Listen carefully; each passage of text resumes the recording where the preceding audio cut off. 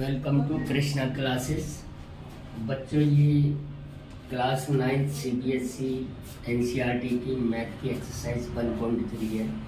इस वाले जो ये हम इसको थोड़ी बड़ी एक्सरसाइज है तो इसको 2 पार्ट में बनाएंगे। तो इसके फर्स्ट सेकंड थर्ड तक करवाने की हम कोशिश करेंगे क्वेश्चन, बाकी नेक्स्ट वाले पार्ट में, सेकंड पार्ट में।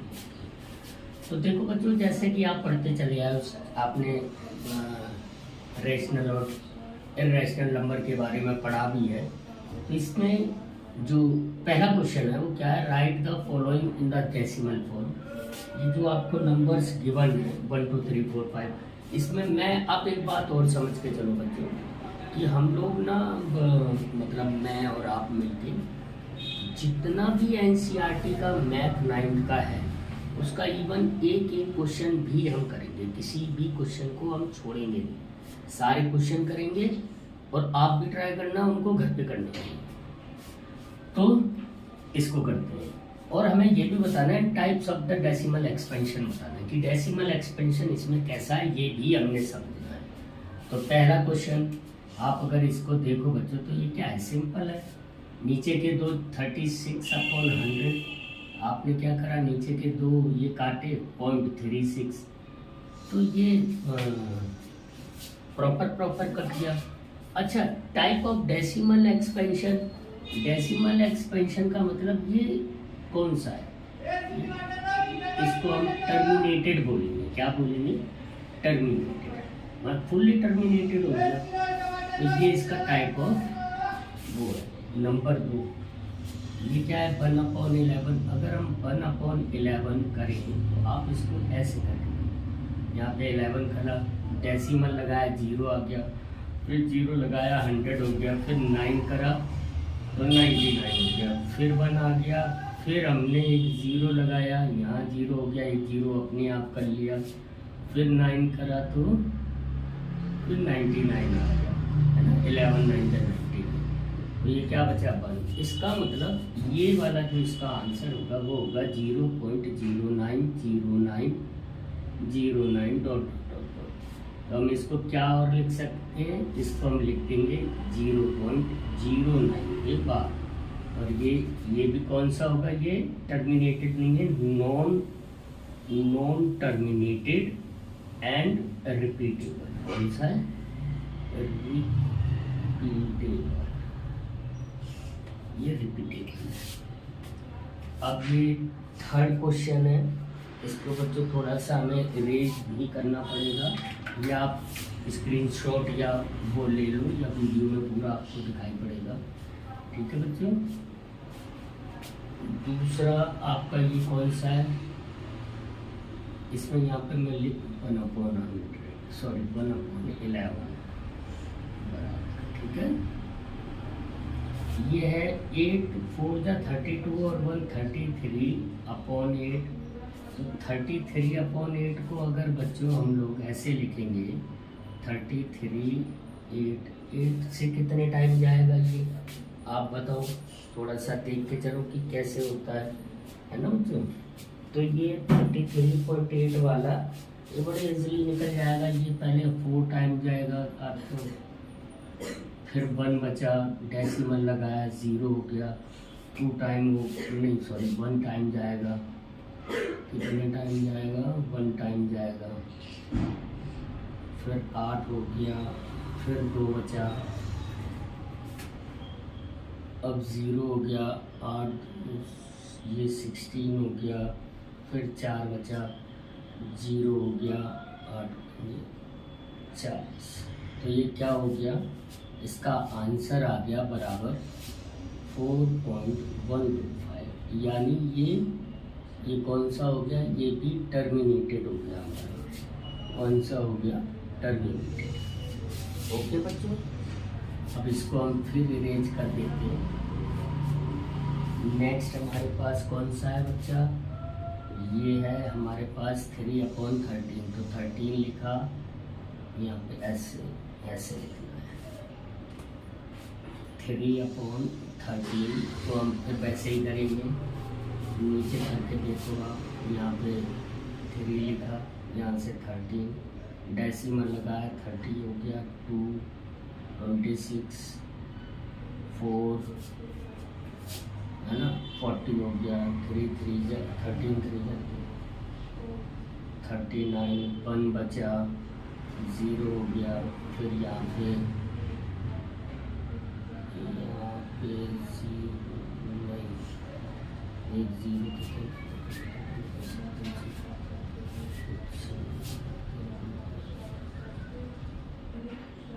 ये कितना टाइम जाएगा बच्चों? अगर उसको कैलकुलेटर में करके देखें 7 टाइम्स 7 किसकी 1, 91 बचा, फिर 9 बचा, अब फिर 90 हो गया, तो ये 6 टाइम जाएगा, तो ये 6 के 18 की 8, 1 कैरी करा,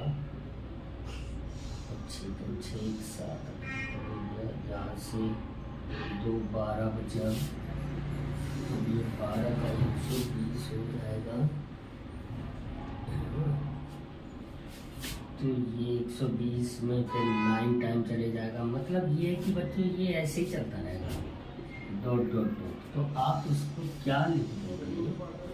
आप इसको लिख दोगे नोट, क्या लिख दोगे बच्चों? यहाँ पे लिख दोगे, यहाँ पे लिखोगे 0.230769। मतलब कोई भी आप नंबर देख रहे हो, इसमें कोई सा भी नंबर ऐसे नहीं हो, जैसे यहाँ पे देख रहे थे आप 090909 आ रहा, मतलब रिपीटेबल था।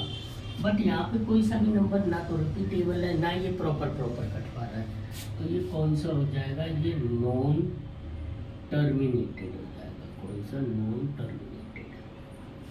ये हो गया आपका नॉन टर्मिनेटेड। अगर नॉन टर्मिनेटेड है तो आपको पता है ना ये कौन सा नंबर हो जाएगा? ये इरेशनल नंबर हो जाएगा। ठीक है बच्चों,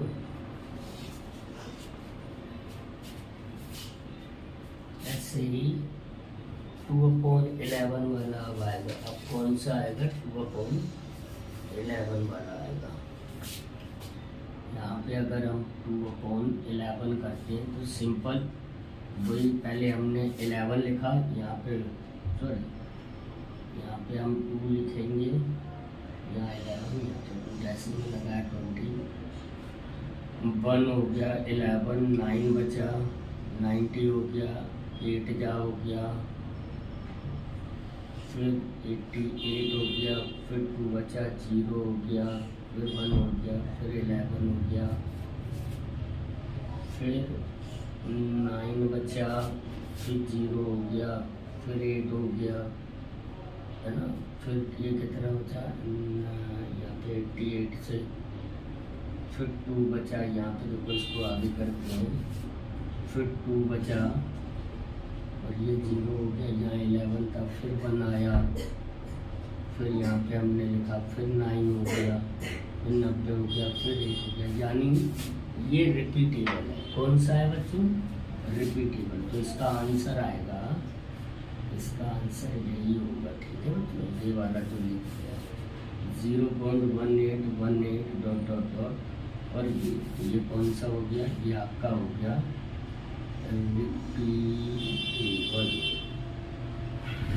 रिपीटेबल हो गया, not terminated and not terminated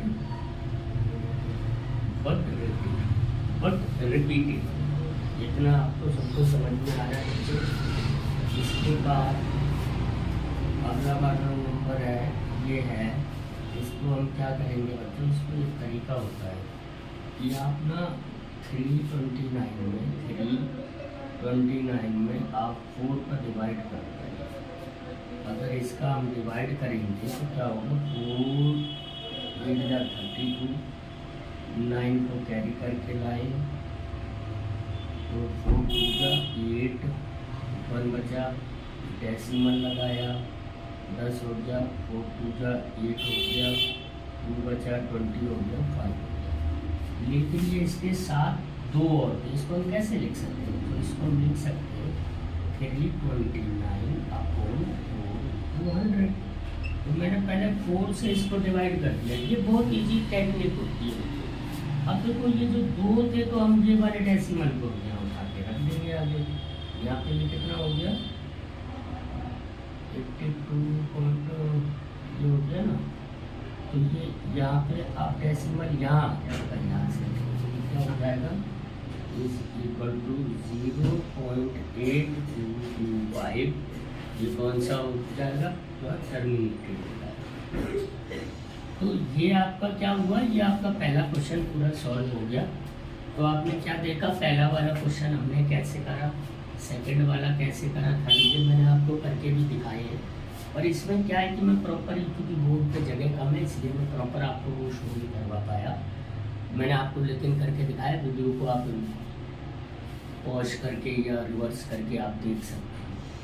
तो ये सारे क्वेश्चन का काम था पहले वाले क्वेश्चन का। अब हम सेकंड क्वेश्चन करते हैं। सेकंड क्वेश्चन का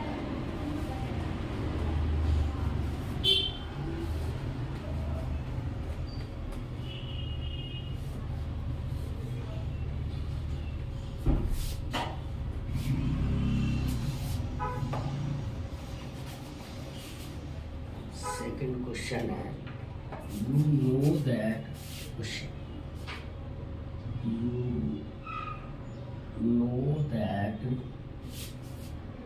1/7 is equal to 0.14287. Can you predict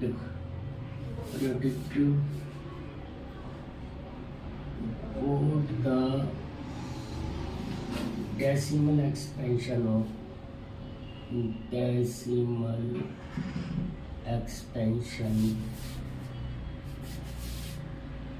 of 2/7, 3/7, 4/7, 5/7, 6/7 are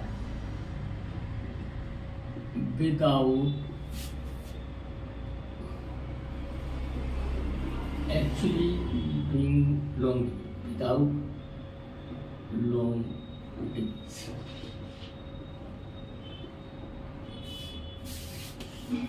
बच्चों इसमें ना एक्चुअली ये आपसे ये पूछा गया है कि उन्होंने आपको ये दिया हुआ है, ये आपको एक नंबर दिया हुआ है, ये कि 1.7 है उसका ये डेसिमल एक्सपेंशन करके उन्होंने आपको दिखा दिया। अब वो आपसे ये पूछ रहे हैं कि क्या आप जैसे यहाँ पे ये 1/7 का दे दिया तो 2/7, 3/7 इनका आप कैसे निकाल सकते हो, ये पूछा गया है आपसे। तो इसका बच्चा देखो क्या यही है ना, हाँ बस बिल्कुल यही है। तो इसमें ना बच्चों बहुत इजी है, कुछ नहीं। यहाँ पे आंसर लिखोगे, आंसर यहाँ पे क्या लिखोगे बच्चों, given that 1/7 is equal to 0.14287 है ना, ये गिवन है। इसलिए सो दैट अगर आपसे 1/7 का गिवन है और आपसे पूछा कितना जा रहा है 2/7, तो बच्चों क्या हम 2/7 को 2 × 1/7 नहीं कर सकते, बिल्कुल कर सकते। अब यही आप टेक्निक यहाँ पे लगा दो, तो इसका मतलब ये क्या हो गया 2 × अब 1/7 की आप वैल्यू लिख दो 2.14287। अब बच्चों इसको मल्टीप्लाई कर दो, तो मतलब 2 से मल्टीप्लाई कर दो, ये कितनी हो जाएगी आप देखो यहाँ पे 142857 × 2, ये कितना हो गया 2 7 जा 14, 1 कैरी करा 10 1 11 16 1 17 4 1 5 8 पॉइंट, तो ये कितना हो गया 0.2285714। इस पे बार लगा दो, यही आता जाएगा। ऐसे ही आपको 3/7 में 3 × 1/7 कर देना, ये क्या हो जाएगा इज इक्वल टू, आप इसमें क्या लिखोगे 3 × 0.142857 पे बार लगा दिया, मैं इसको मल्टीप्लाई कर दिया। अब आप इसको यहाँ पे इसको 3 से मल्टीप्लाई कर दो, जब 3 से मल्टीप्लाई करोगे 1 2 कैरी करा 15 2 17 20 7 24 25 के 5 1 कैरी कर 25 2 कैरी कर 4 3 2 6 2 8 अच्छा 3 4 5 42 ये कितना हो जाएगा बच्चों 0.428571। तो आप समझ गए ना। तो ये वाले क्वेश्चन में अब आपसे चाहे कुछ भी पूछा जाए, आपसे 5/7 पूछा जाए, 6/7 पूछा जाए, आपके जब भी इस तरह का कभी क्वेश्चन आए तो आप सिर्फ वहां से उठाओ, आप 1/7 अलग कर दो और उसको 2 से मल्टीप्लाई कर दो तो ये 2/7 का हो गया। 3/7 पूछा जा रहा है 3/7 से, ऐसे ही आप 4/7 5/7 6/7 जितने भी आपसे पूछे गए हैं इनके आप सेट कर लेना और मुझे कमेंट में आंसर लिख के भेजना कि इसका ये आंसर है। ओके बच्चों, तो ये क्वेश्चन नंबर 2 था। अब हम क्वेश्चन नंबर 3 करेंगे। क्वेश्चन नंबर 3 क्या, ये आप वीडियो को पॉज करके बच्चों आप देख लेना कि कैसे आंसर आ रहा है, या उसमें कोई भी अगर किसी तरह का कोई डाउट होता है आप लोगों को तो बच्चों आप कमेंट किया करो, उसमें जो भी आप पूछोगे वो मैं बताऊंगा। Question number 3। अच्छा, अब क्वेश्चन नंबर 3 में ये बोला गया है express the following, express the following in the form of P by Q, where P and Q are integers, where P and Q are integers and Q is not equal to 0। आपसे बच्चों ये पूछा गया है कि 0 point, अच्छा इसमें अभी वो क्वेश्चन कौन से, नंबर 1 है, नंबर 1 है बच्चों 0.6 पे बार, नंबर 2 है 0.47 पे बार, नंबर 3 है 0.001 पे बार। देखो एक में इसमें क्या है, सिंगल पे बार है, दूसरे पे डबल पे बार है और तीसरे पे 3 पे बार है। तो हम ये तीनों ही करना सीखेंगे, ठीक है। रफली नॉलेज के लिए आप समझ लो कि जितने नंबर के, जितनी डिजिट के ऊपर बार लगी होती है उतने से ही हम मल्टीप्लाई करते हैं। जैसे इस पे 1 पे बार है तो इसमें हम 10 से मल्टीप्लाई करेंगे, कहाँ करेंगे वो अभी हम करके देखते हैं।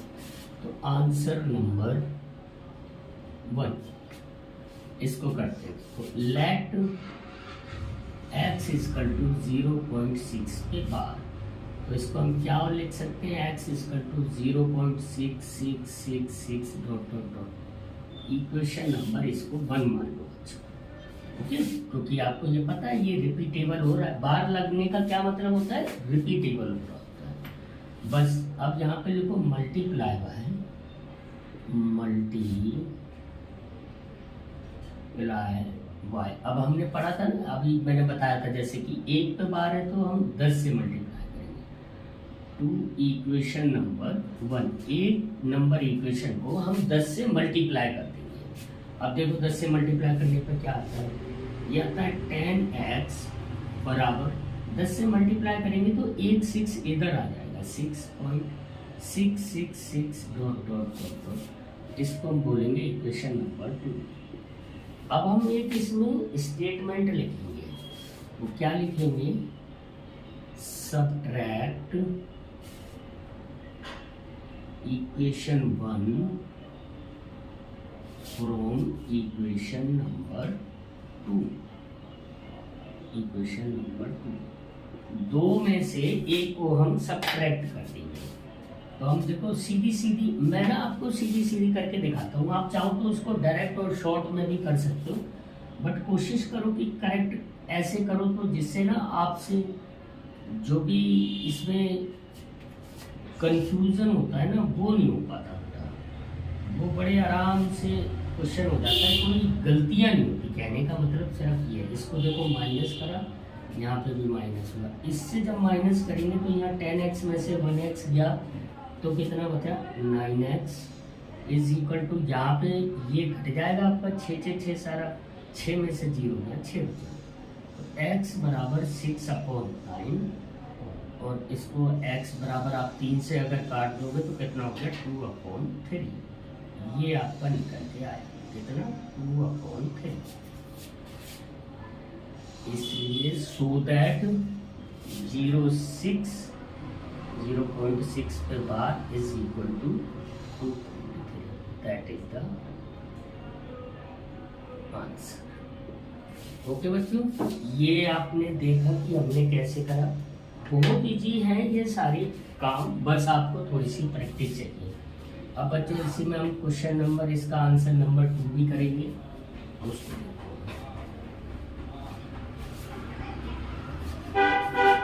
अब इसका आंसर नंबर 2 ये करेंगे 0.47 पे बार। लेट क्या मानेंगे x इक्वल टू 0.47 पे बार, तो x equal to 0.47 equation number 1। वही जैसे हमने करा था, क्या लिखेंगे मल्टीप्लाई बाय, अब 2 पे है बार तो 100 से करेंगे, 100 टू इक्वेशन नंबर 1। जब हम इसको 100 से मल्टीप्लाई करेंगे तो बच्चों 47 इधर आ जाएगा। यहाँ पे 100x equal to 47 equation number 2। अब फिर वही बात लिखेंगे जो हमने पहले लिखी थी, क्या लिखेंगे सब्ट्रैक्ट इक्वेशन 1 फ्रॉम इक्वेशन 2। एक इक्वेशन में से दूसरी इक्वेशन को हम सब्ट्रैक्ट कर देंगे, तो हम पहले दूसरी लिख देंगे 47.47.47, ओके। और इसको हम यहाँ पे क्या लिखेंगे x इक्वल टू 0.474747, फिर हम इसको ऐसे ही कर देंगे। यहाँ हमारा 99x आ गया, यहाँ पे हमारा कितना आ गया, यहाँ पे 47 आया, ओके। तो x बराबर 47/99। अब देखो बच्चों ये ना तो 2 से कट रहा है ना 3 से भी नहीं कटेगा, 3 बन जाए 3, फिर 17 बचेगा तो नहीं कटेगा। हैंस ये तो आपकी x की वैल्यू आ गई, बट आपसे x थोड़ी पूछा गया था, आपसे तो ये बोला गया था, तो आप क्या लिखोगे 0.47 पे बार is equal to 47/99, that is the answer. Okay बच्चों, तो बहुत इजी है। आपको कैसा लग रहा है वीडियो में, आपको ये करना समझ में आ रहा है या नहीं आ रहा है? जो भी आपके अगर कोई डाउट है तो बच्चों आप कमेंट जरूर कीजिए, क्योंकि कमेंट करने से हमें पता चलता है कि जो भी हम कुछ आपके पास तक पहुंचाना चाह रहे हैं वो उसकी क्वालिटी, उसका तरीका, वो सब ठीक है या नहीं है ना। नेक्स्ट हम कौन सा करेंगे, नंबर 3। इसको देखो वही लिखेंगे, लेट x इक्वल टू 0.001 के बार, ठीक है। तो हम इसको क्या बोलेंगे, x equal to 0.001 dot equation number 1। फिर वही जैसा कि हमने पहले करा था, मल्टीप्लाई बाय 1000